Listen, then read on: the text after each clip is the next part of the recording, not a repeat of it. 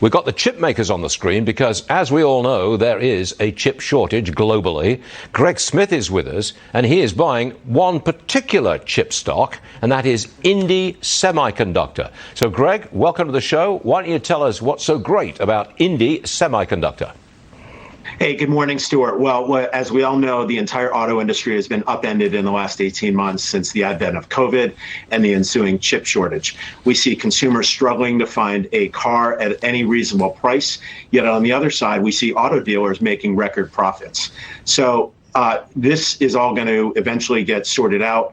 The chip shortage will be fixed probably in the next year or maybe by the end of next year. But what I do know today is cars are getting smarter. The holy grail of the auto industry is they are moving towards trying to create the uncrashable vehicle. And what I like about Indie Semi is it's a unknown stock that just quietly went public this summer, and they are playing perfectly into this trend. Today, they produce 4 chipsets that they sell to the OEMs. They currently supply 12 of the leading OEMs in the world, including the top 4. And their chips can be found in cars and are making them smarter. So if you have Apple CarPlay in your car, there's a greater than 70% chance that that chip came from Indie. They have a... Well, no, I'm just jumping in because I think you went to that big show in Dallas, Texas. It was basically it's an auto show, but it's a technology auto show.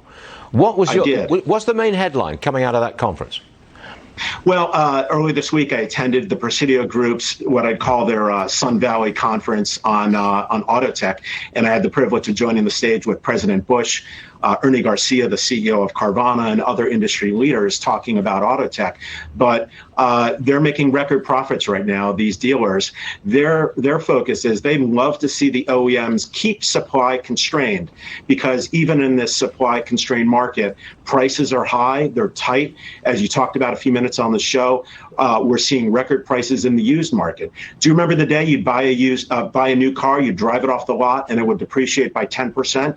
That's no longer the case. We saw used car prices appreciate by 3.6% in the month of September. So supply is tight, but they all agree that's probably not going to happen, because when the chips return, the OEMs are probably going to crank up production, and that in turn will probably flood the market with inventory, and dealers' profits in turn will be depressed.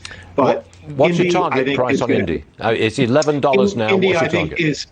I think Indie's going to double in the next year. I think it's a great play on auto tech as cars get smarter into connectivity, EV, safety sensors, and moving towards that uncrashable vehicle. Right. So Greg Smith bought it. He says Indie Semi goes to $22 within a year. We heard you, Greg. We got it.